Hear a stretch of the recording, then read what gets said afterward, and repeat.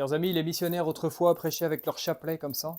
Et aujourd'hui, puisque c'est la fête de la médaille miraculeuse, j'ai voulu commencer cette vidéo en vous présentant cette médaille extraordinaire que la Sainte Vierge a voulu donner à ses enfants, médaille miraculeuse qui a fait tant de miracles au XIXe siècle et sur laquelle elle a demandé que soit frappée cette parole, cette petite prière que beaucoup connaissent et qui est en l'honneur de l'Immaculée Conception, qui allait bientôt être proclamée comme un dogme. Ô Marie conçue sans péché, priez pour nous qui avons recours à vous. Comme elle est importante aujourd'hui, cette prière, dans nos temps qui sont mauvais, et comme nous avons besoin de nous réconforter en prenant cette médaille, en l'embrassant, et en priant notre chapelet, les uns avec les autres, les uns pour les autres aussi. Et puis, cette apparition, un siècle plus tard, à l'île Bouchard, avec ses petits-enfants qui rentraient de l'école, et la Sainte Vierge qui leur a demandé de prier cette prière, ô Marie conçue sans péché, priez, priez pour la France. Et elle nous a fait comprendre que cette prière est à la fois pour nos âmes, pour nous purifier, et pour purifier aussi ce peuple de France qui jadis a fait alliance avec Dieu dans le ciel, dans le baptistère de Reims, c'est le pacte de Reims de Saint Rémy, de Sainte Clotilde et du Saint Roi Clovis dont je vais parler maintenant, puisque, savez-vous, la Sainte Vierge, quand elle choisit une date pour venir se révéler, pour venir nous parler, ce n'est jamais par hasard, et que ce soit le 11 février pour Lourdes, le 13 mai pour Fatima, ou aujourd'hui le 27 novembre pour la rue du Bac. Pourquoi cette date du 27 novembre? Vous êtes-vous posé la question? Eh bien, moi, en faisant des recherches, jadis, sur le Saint Roi Clovis, je me suis aperçu que le jour de sa bienheureuse mort, c'était précisément le 27 novembre. Et puisque la Sainte Vierge est apparue à Sainte-Catherine-Labouré, à l'heure précise de 17h30, il me plaît de penser que peut-être le Saint Roi Clovis rendit son dernier soupir à 17h30, le 27 novembre de l'an 511. Comme nous avons besoin de retisser le fil rouge de notre histoire, que nous apprenons avec difficulté sur les bancs de l'école, des dates, des noms, des difficultés. Mais quand la Sainte Vierge vient, descend, il s'agit surtout d'avoir au cœur cet amour de la Vierge, cet amour de la France, du roi, de Dieu, pour réchauffer nos âmes qui sont si difficilement, qui sont si attaquées aujourd'hui de toutes parts, y compris par une part de nous-mêmes, la part mauvaise qui est en nous, mais aussi de l'extérieur de toute cette société qui ne veut plus de Dieu, qui ne veut plus de Jésus-Christ qui est ici, puisque nous sommes à Pontmain, et qui est apparu comme ça dans le ciel avec cet écriteau, peut-être pour prévenir les gens apostats qui aujourd'hui ne sauraient plus qui est mort pour nous sur cette croix qui s'appelle Jésus-Christ, qui est le vrai Dieu et vrai homme, et qui a voulu, sur notre terre, nous laisser un lieutenant, instituer plutôt un lieutenant, un représentant, non pas de sa puissance sacerdotale pour intercéder auprès de Dieu, mais de sa puissance royale, sa puissance d'homme fort, puisque c'est l'homme parfait, c'est le Christ roi, et c'est le Christ roi qui doit régner sur notre monde. Et même s'ils ne le veulent pas, c'est ce qui est venu jadis, et c'est ce qui reviendra demain. De quelle manière, nous ne le savons, mais nous prions aussi notre chapelet pour cela, nous prions pour le salut de la France. Et je voudrais vous partager un trésor de nos pères, et à savoir que le Saint Roi Clovis, que vous voyez ici, avec Saint Rémy, Sainte Clotilde qui prie pour lui, tous les servants d'autel, tous ces guerriers qui sont autour, et puis la Sainte Colombe qui apporte l'ampoule par laquelle tous nos rois ont été sacrés, et on fait des miracles, le miracle des écrouelles, vous connaissez cela. Et je voudrais, vous donner cette conviction, vous partager ce que j'ai découvert un jour, à savoir que de la même manière que Saint Louis est un saint canonisé, ça ne fait de difficulté pour personne, je crois, Charlemagne aussi, qui est un saint empereur, et qui est horriblement calomnié et souillé, il faudra laver un jour sa mémoire, purifier aussi de nos intelligences, de ce que nous croyons savoir sur Charlemagne.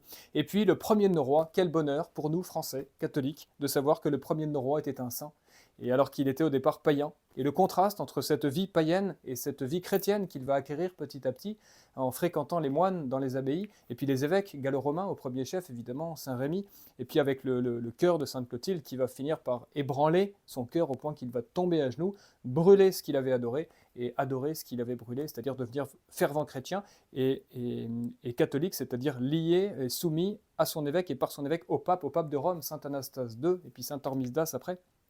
Voilà cette merveille. Et je voudrais vous dire que la canonisation de Clovis n'est pas une petite question, et elle sera peut-être demain d'actualité dans la décrépitude de la politique actuelle, pour tous ceux que cette république, cette démocratie depuis 250 ans, qui cherche à détruire le si beau royaume de France qui avait été édifié par ses rois, par nos rois, par les saints et par les papes, eh bien cette canonisation pourrait galvaniser, je crois, les Français et leur donner à espérer autre chose pour demain, comme système politique, un système politique qui est directement donné du ciel, comme l'indique cette colombe, ce crème, cet évêque et ce roi à genoux. Faut-il canoniser Clovis? Eh bien, à l'école d'un certain magistrat de Clermont qui s'appelle Jean Savaron et qui est venu un jour voir Louis XIII en 1622 et qui lui disait: Sire, le royaume commence à perdre de sa ferveur originelle et si vous voulez faire une bonne chose, eh bien, puisque vous tenez votre sceptre, votre couronne et votre nom même, Louis qui est Clodovis, Clovis, Ludovic ou Clovis ou Louis, tous ces noms sont à l'origine viennent de ce premier de nos rois. Si vous voulez faire quelque chose de bien, demandez à Rome de canoniser en grand celui que nos pères appelaient le Saint Roi Clovis. Et ensuite, il fait une démonstration de toutes les vertus héroïques de ce roi, en particulier sa foi magnifique, la foi de Clovis. Dieu de Clotilde, si tu me donnes la victoire, je me ferai chrétien. Tout le monde connaît ça, mais c'est une merveille. On devrait méditer ces exemples-là, avoir des affiches qui nous représentent Clovis pour nous aider à prier et puis à retrouver cette foi, cette ferveur. Ou bien quand Saint Rémy lui enseigne le catéchisme et lui parle de ce Jésus merveilleux, ce Jésus qui vient nous sauver, qui vient nous apporter tout le bonheur que nous n'aurions même pas pu espérer. Et quand il en vient à parler de ses ennemis, des pharisiens qui se rapprochent du roi, enfin du Christ roi de Jésus-Christ, et puis qui en viennent au Jardin des Oliviers à mettre la main sur lui, alors Clovis n'en peut plus, il sort son épée et dit: Ah, que n'étais-je là avec mes francs?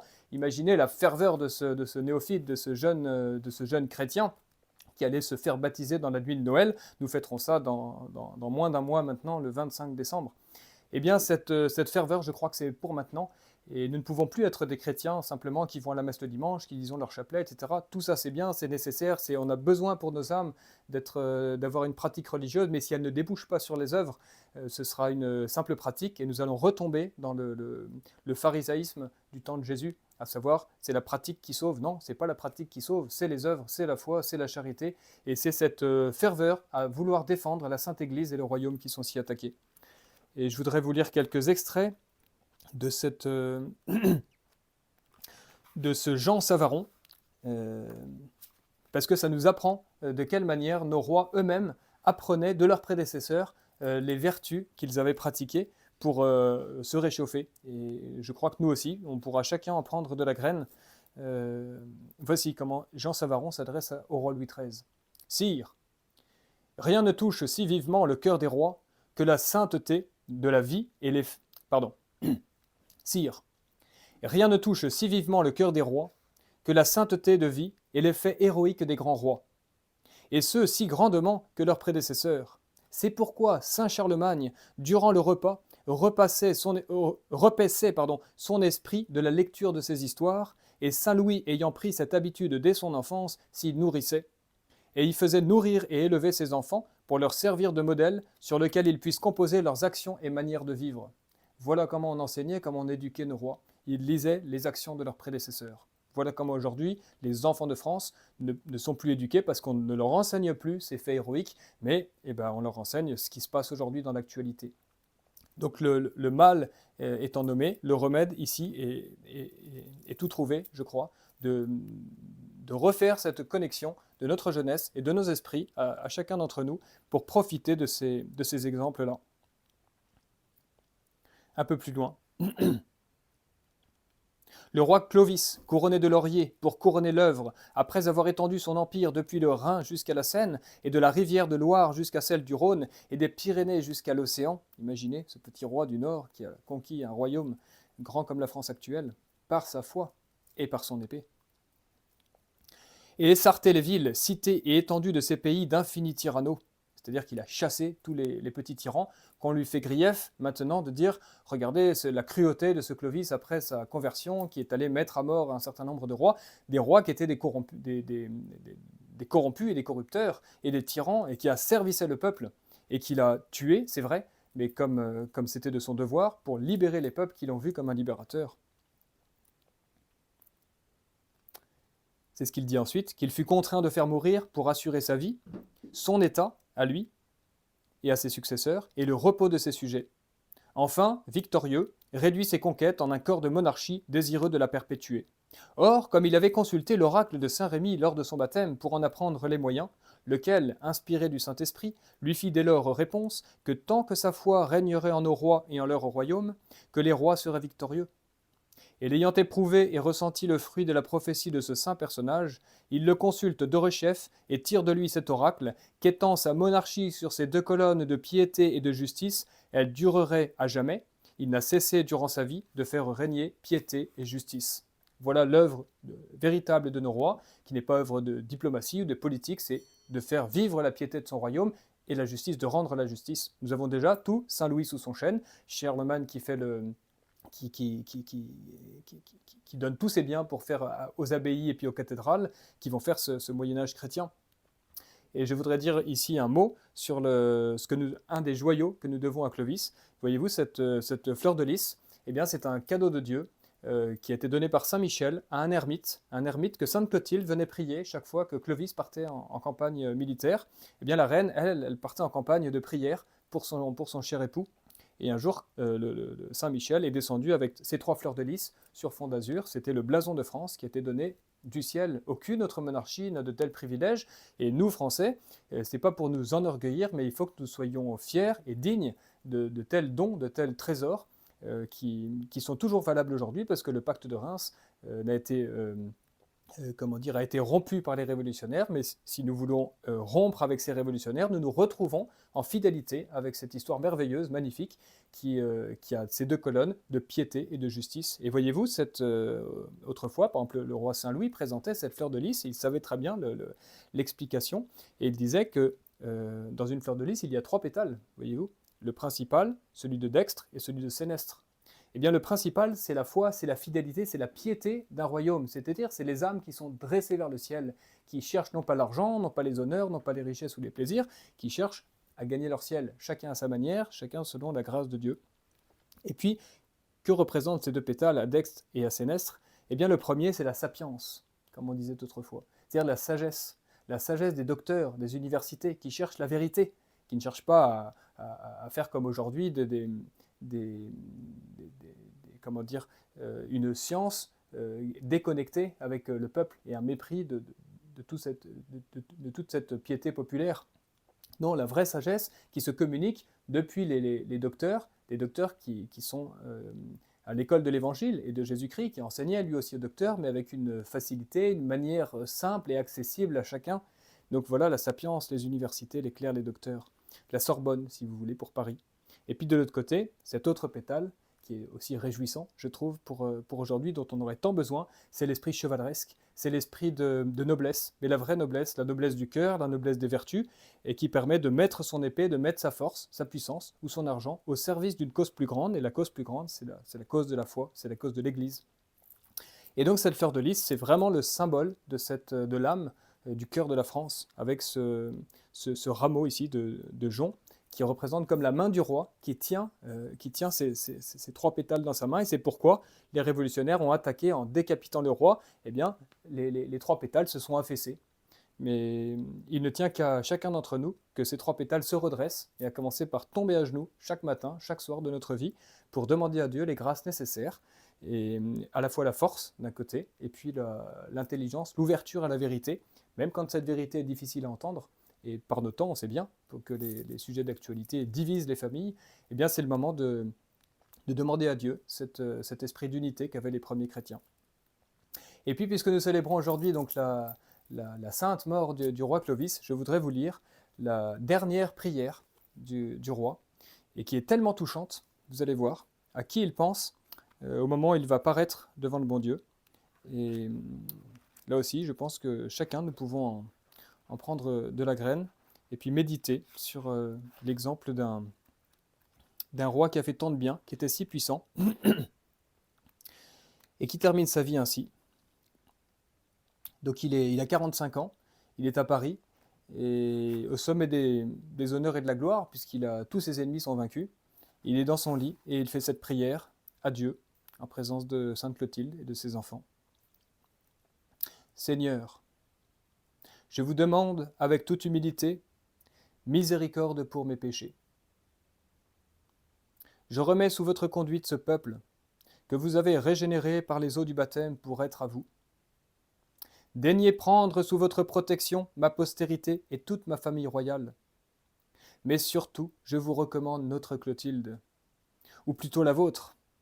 Et parce qu'elle est vôtre, elle est encore mieux la nôtre. Défendez-la comme un fonds qui vous est propre, comme votre domestique, comme votre fille et comme votre servante. Vous m'avez fait la faveur de me la procurer pour m'instruire de votre loi et de vos saintes volontés. Je vous la rends, afin que vous soyez désormais son protecteur dans toutes ses nécessités. Telles furent les dernières paroles du premier roi très chrétien, après lesquelles il rendit sa belle âme à Dieu. Magnifique mort, magnifique testament, et il pense à tout, il n'oublie personne, et il commence par battre sa coulpe, ce roi si magnifique, que saint Rémy était admiratif de son grand amour de Dieu. Lui qui était païen jadis est devenu un magnifique chrétien, il demande miséricorde pour ses péchés. Et ensuite, il pense à son peuple. Voilà ce qu'étaient nos rois autrefois. Ils étaient le père de leur peuple, comme une tête par rapport à son corps. Ils ne pouvaient pas se convertir sans que ses francs, ses guerriers se convertissent, et c'était la dernière objection de sa conversion. Et c'est là que saint Rémy lui a dit, allez parler à vos francs, vous allez voir. Il l'a fait par obéissance, mais il tremblait. Et au moment où il ouvre la bouche, tous les francs s'écrient ensemble en disant « c'est pas la peine, on sait très bien que vous allez vous convertir, sire, et nous voulons faire pareil que vous ». Ces exemples même, sans qu'il ait besoin de parler, avaient prêché pour lui. Et tous se sont convertis. C'est pourquoi il a été appelé par un vieil historien le Rex Apostolus, le roi apôtre. Je crois que c'est le seul roi de notre histoire qui est appelé ainsi le roi apôtre.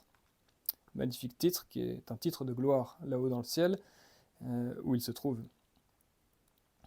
Et puis enfin, après avoir pensé à son peuple, à sa famille royale, à sa postérité, à ses successeurs, donc jusqu'à Louis XVI, et après Louis XVI, Louis XVII, etc., puis tout ce que, on ne sait plus très bien où ça se trouve maintenant, mais ça se trouve certainement, Dieu a de la suite dans les idées. Et ensuite, il parle de son cœur, et là, vous voyez que ça, c'est aussi tous nos rois, c'est nos rois qui aimaient tant nos reines et leurs familles, mais qui aimaient tant nos reines, et là, c'est vraiment Sainte Clotilde, qui a été l'instrument de sa conversion, et donc l'instrument qui lui a permis de passer de petit roi des Francs à roi de France, et lieutenant de Jésus-Christ, c'est-à-dire représentant de Jésus-Christ. Et il est bon parfois de méditer l'exemple de nos rois, de se dire, c'est plus tellement juste l'histoire d'un homme extraordinaire qui est un roi de France, mais quelque part c'est notre Seigneur Jésus-Christ qui est vrai roi de France, qui se dévoile dans l'histoire de Clovis, et puis de Childebert son fils, et puis de Clotaire, et puis etc., dans la mesure où évidemment tous ces rois vont être fidèles à la grâce. Mais c'est un complément, je trouve, bénéfique aujourd'hui de l'Évangile, et qui pourrait redonner une certaine ardeur de notre jeunesse, de se dire, mais c'est une puissance terrible en fait, notre Seigneur Jésus-Christ, qui part en croisade, qui vainc ses ennemis, qui rend la justice, etc. Tandis que c'est difficile pour la jeunesse, en tout cas pour moi qui avait 15 ans, autrefois, je voyais Jésus dans l'Évangile, ça ne me parlait pas autant que les histoires chevaleresques ou les histoires de croisade ou de se battre pour une noble cause. Et je pense que toute oreille jeune peut entendre ce discours et se dire « Oui, moi aussi, je veux donner ma vie pour une belle cause, comme Jésus-Christ, mais aussi comme ce roi Clovis, comme ce roi Charlemagne, comme ce noble chevalier, comme ce pauvre paysan qui se bat pour travailler sa terre et obtenir de nourrir sa famille. Tout cela, c'est magnifique. Et tous ces gens qui se retrouvaient le dimanche à la messe, à la paroisse, bien ordonnés comme ça sous le curé, ou bien toute cette armée, le royaume de France, comme on a dit, qui s'est retrouvé sous les voûtes de la cathédrale de Reims pour représenter le baptême de tout un royaume. Je voudrais terminer par un texte que j'ai écrit, que je préférerais dire de pleine voix, comme faisaient jadis les troubadours qui racontaient l'histoire de France. C'est tellement beau notre histoire que cela me coûte de lire, mais il faudrait davantage méditer et puis connaître cette histoire pour trouver les résonances, les échos qui puissent réveiller l'âme d'un peuple, à commencer par la nôtre. Ainsi, voici comment je pense que peut-être, jadis, on apprenait l'histoire de France aux enfants, et que les enfants écoutaient, près de la cheminée, les anciens racontaient tous ces exploits, tous ces héros, tous ces saints, autrefois. Alors que le royaume de France n'existait pas encore, ou plutôt qu'il n'était encore que dans le cœur de Dieu et de sa divine mère, reine de France. La Gaule périssait sous les assauts barbares, pillant l'empire romain corrompu de toutes parts. Mais Dieu n'abandonna pas le peuple qu'il s'était choisi, et à qui déjà il avait envoyé ses plus proches amis apporter le germe de la foi, les apôtres de Gaule du 1er siècle. Il suscita un homme, un païen, franc comme l'or, et montant vers la vérité. Petit roi de 15 ans, il allait se le faire sien par un saint évêque gallo-romain et une jeune princesse burgonde dont la pure foi catholique n'avait d'égal que sa vertu et sa beauté. Telle fut l'origine de celui qui fut appelé par nos pères le saint roi Clovis, car sa conversion ne fut pas feinte pour cet adorateur de Wotan et de Jupiter. Il étudia, il chercha, il aima, et Dieu le convertit. Nous fêtons aujourd'hui sa bienheureuse mort qui sera un jour celui de sa fête, 27 novembre. D'après les règles tracées par le pape Urbain VIII, il faut savoir que les canonisations, qui sont depuis le Concile de Trente, bien enregistrées, bien organisées à Rome, autrefois il n'en était pas ainsi, et chaque évêque dans son diocèse, en union évidemment avec le pape de Rome, pouvait simplement autoriser un culte, et autoriser un culte ou lever, exhumer un corps, suffisait, ça avait valeur de béatification et de canonisation. Et il en fut ainsi pour le Saint-Roi Clovis, c'est-à-dire que l'Église a enregistré son culte qui a existé à la montagne Sainte-Geneviève. Chaque année, le 27 novembre, les chanoines descendaient dans la crypte où avait été enterré le Saint-Roi et le vénéraient comme un confesseur, c'est-à-dire comme un saint. Il avait été enterré dans la crypte qui avait été bâtie par Saint Denis, le premier apôtre de Paris, à côté de Sainte Clotilde. Et de la même manière, quand Sainte Clotilde, qui est une sainte, elle, avec un culte encore plus grand, l'Église n'aurait pas permis que soit enterré à côté d'une sainte, entre guillemets, canonisée, son mari, s'il ne l'était pas lui aussi. Et puis, il y a l'abbaye de Moissac également, où on retrouve trace du culte de ce saint roi. Et puis, tant d'historiens, dont je voudrais vous citer quelques écrits. Donc, on a parlé tout à l'heure de Jean Savaron, mais il y en a d'autres. Le père Dominique de Jésus, qui est un carme, qui a étudié tous les rois de France, les mérovingiens, les carolingiens, qui sont des saints et qui appartiennent à la famille royale de France. Il y en a 90 pour les mérovingiens et autant, sinon plus, pour les carolingiens. Saint-Avit, Inquemare, dans la vie de Saint-Mémin, dans la vie de Saint-Arnoux, chaque fois il est question des vertus héroïques ou du salut assuré de ce roi Clovis. Le moine Arcuffe, dans la vie de Saint-Riquier, qui se trouve dans la chronique de Centulle, après avoir rapporté les paroles foudroyantes que dit saint Rémy à Clovis le jour de son baptême, et avoir assuré qu'il les entendit plus du cœur que de l'oreille, il nous fait remarquer que pour l'exacte observance d'Icelle, il reçut tant de pouvoir et de force du ciel qu'il ne sut jamais ce que c'était d'être vaincu. On dit que la seule fois que Clovis a été vaincu, c'est le jour où il a vu Sainte Clotilde arriver et pour devenir sa femme. Là, il a craqué.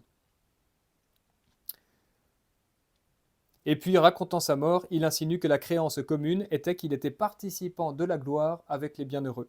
Voilà ce moine Arculf. Adrevald de Fleury en dit tout autant dans le livre premier des miracles de saint Benoît. Robert Sénal, évêque d'Avranches, au livre de son Histoire de France, confirme ce sentiment si glorieux pour Clovis.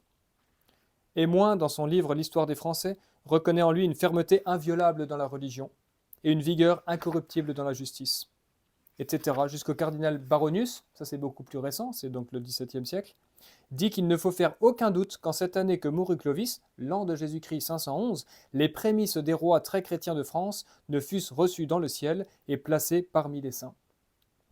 Voilà, je trouve qu'il y a suffisamment de quoi nous assurer, nous conforter que, selon la foi de nos pères, le roi Clovis est au ciel et il faudra demander un jour peut-être qu'un pape légitime puisse organiser une canonisation en grand de Clovis et de tant d'autres d'ailleurs dans cette tige de nos rois qui méritent d'être sur les autels comme Madame Élisabeth, le roi Louis XVI, Charlemagne qui est saint mais qu'il faudrait qu'il soit recanonisé par un pape légitime. Pour implorer leur assistance, leur aide dans ces temps qui sont si mauvais, et que ce grand monarque que peut-être vous attendez, si vous en croyez les prophéties, mais pas simplement les prophéties, il y a aussi toute une doctrine philosophique et même dogmatique qui impose le retour du Christ roi, et parce qu'on l'a chassé de nos églises et de notre société, eh bien, c'est pour ça que tout part à volo. Donc demandons en cette fête de la médaille miraculeuse ce grand miracle de la restauration de la chrétienté, à savoir d'un saint pontife qui puisse sauver son église et d'un grand monarque qui puisse sauver notre France en si grande pitié.